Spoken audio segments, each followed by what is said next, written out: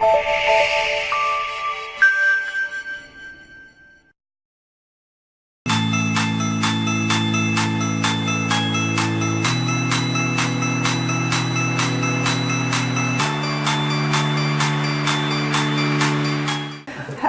in here is monetizing right now on their brand?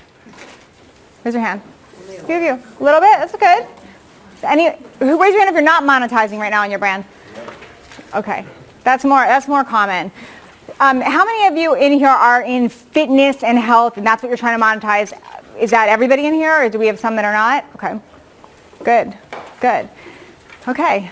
And then how many of you are not on social media? Raise your hand if you're not on social media. Everybody's on social media. Good. Okay. Well, I'm Natalie Jill, and I always laugh when people say, you have this successful fitness career, or you're an expert trainer or an expert nutritionist, because nobody knew who I was in fitness or nutrition a couple years ago. Nobody knew. It was a hobby of mine. It was fun. It was something I enjoyed doing, but that was not what I was doing. That was not something that was my career. That was a hobby to me. I was in medical sales. I was a sales director, and I just liked fitness and nutrition. And I had my certifications because I enjoyed it.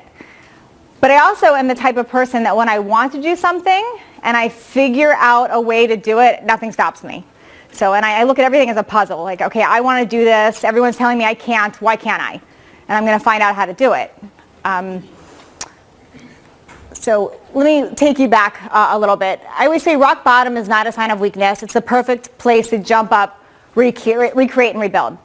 And I want to say this first because there's a lot of you sitting here that are thinking, okay, I know what direction I want to move into, but I don't have the resources right now. I don't have the time. I don't have the finances. Maybe you're at rock bottom. Maybe you're not. But I want to share that when you are at a rock bottom, that is usually the time that is a huge opportunity for you to rebuild and recreate. And my personal rock bottom, which I'm going to share with you, is what did that for me. So I want to take you back. This is me, and this is 7 years ago because my daughter's 7 now. But this is me, and I was, let's just say I was pleasantly plump after I had my daughter. But this was me pregnant. And the funny thing is I was living the life that I thought I always wanted at this time. I was in the big house. I had the husband. I had this great career. I had never been in debt in my life. I was this self-righteous person that just thought, anyone can be successful and everyone can have what they want. And, poo-poo to those who have debt and don't get it. I was finally in this life I thought I wanted until everything changed. And I always come back to this picture because this was probably my most depressed moment ever, and I'll explain why. And I remember this day so clearly, and if some of you have ever read my blog, I don't know if you have or not, this is a blog I've shared frequently, but I remember this day so clear to me because the day of this picture, I actually had been walking my dogs that morning, and I had 2 white labs, and I remember walking in this perfect neighborhood thinking, oh my gosh, if anyone saw me right now, they'd think I have this perfect life. I'm pregnant with this nice, expensive neighborhood, and I've got my 2 dogs, and they would just think I have the perfect life. And I just remember feeling so sad because I was so sad and so miserable. I knew I was in a bad marriage. I knew that my finances had changed. I knew that my job had changed. I knew I was going to have to take a demotion because I was having a baby and I was going to have to leave my husband. I had a million things wrong flowing through my head. And I remember that so clearly. And I remember feeling so down and not knowing what to do. And right after I had my daughter, it was about 2 months later, the depression hadn't lifted. And for those of you that have had a baby, you know that you go through a little bit of a postpartum thing. And I went through the full postpartum. I mean, I was completely depressed. I didn't want to talk to anyone. I was miserable. My ex-husband now at the time, wasn't even coming home at night. And here I am with this newborn, depressed and miserable. And I remember thinking, I just need to move. I just need to move my body. And I remember walking my dogs again, and I had passed by one of those windows that you could see that mirror reflection. We've all seen those.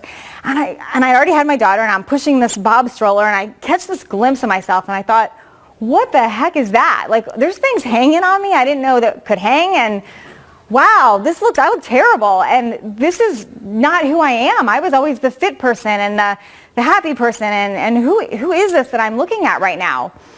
And I was just so sad, and I went home, and I just remember being so depressed, like, oh my gosh, I can't afford this house anymore. My husband's moved out, and I left out the part that I was foreclosing on my house at the time. I couldn't pay for it anymore. Everything was falling apart. And I sat down that day and I made a vision board that I have right now. And it's hard to see it on here, but I want to share that everything on this vision board has come to fruition for me. Every single thing on this vision board, pretty much. And what I did that day was I just got a bunch of magazines and I started cutting out what I wanted my life to look like. Like, in this perfect world, if I could recreate this horrible moment right now, what would I like my life to look like? And I just started cutting out things: fitness, fit body, smart, nice car. I put money that I wanted to make, just everything that I envisioned for my life. And I put it to the side, and I thought, I just need to look at this every day, and I just need to start moving one step in front of the other every day in the right direction. And I had no money. I was, at the time, $1.4 million in debt, just to let you know. $1.4 million in debt. Now, some of you think, well, I don't have $1.4 million. I love that opportunity. I was 1.4 in the hole, like down, collectors calling me, credit cards turned down, nothing. It was awful. And I had a newborn. I didn't even know how to work and put her in daycare. I was so stressed out. So I made this vision board, and I thought, I just need to start going in that direction, doing the things that I can control and I can do one day at a time. And that's what I did. That's how I started. At the time, I had my daughter. I was 36 almost when I had her. Start moving in the direction, start getting back in shape, and I started thinking, you know what? Maybe I'm going to be a fitness model. Okay, my friends thought I was on crack. I was 39 years old. You're going to be a fitness model at 39? Like, 19-year-olds are fitness models. You're 39. No, you're going to be a fitness model. Why can't I? I have abs. I decided I was going to be a fitness model. So I don't even know what that means. I probably, when I went to FMI, I decided that this was what I was going to do. I'm going to show everybody I can do this. I'm going to be a fitness model. So I start thinking I'm going to go for this dream, and I start with social media. I start with Facebook at the time. And I'm sharing pictures in the gym. I'm showing pictures of my food, and I'm networking. And I know I came to FMI. I started talking to people, started talking to photographers, and my natural sales and marketing of myself started to come back out. And I started to get and create opportunities because of what I was looking for and doing. So goal number 1, done. Got fitness model stuff. I said I wanted at the time 3 covers that first year, and I got them. I got 3 covers the first year. I went for them, and I got them, and I proved all my friends wrong because they all said, you can't be a fitness model, you're 39. But then something really crazy happened, and this is what changed my entire life. I was taking pictures of my food. How many of you have taken pictures of your food? Right. And I always laugh when someone says, this is stupid, people taking pictures of their food. Really? My pictures of my food turned into $1 million, and I'm going to tell you how. I'm going to tell you how my pictures of food turned into $1 million. I started taking pictures of my food because I wanted to be accountable to myself, and I was sharing little fitness and nutrition tips on Facebook about what I was doing in my life and what I was doing in my day. And I started getting a lot of questions about my food. And I want you to see how gross this looks, by the way. I mean, that was like throw up there. It's not even that exciting. But I was sharing about my food, and people were asking, hey, how do you make that? How many calories are in it? Is that helping you lose weight? You look good. Like, what's going on? So I thought, maybe if they like my food recipes, they'll actually pay for them. So I turned my food pictures into a $12 ebook. First thing I did, made it on a PDF. I paid Jemiah at the time, who came to FMI. Remember Jemiah? He put some little graphic stuff on there, and I had my first ebook. Cost me really nothing to make it. And I started sharing it on Facebook, $12. Great, that was working out. I started getting questions about how to piece my recipes and stuff together. How do you piece it together to make a meal plan? So I decided, and this was my multi-million-dollar idea, because that is now what this is becoming. Right at $1 million, right, Brooks? 7-day jumpstart, right at $1 million. One download.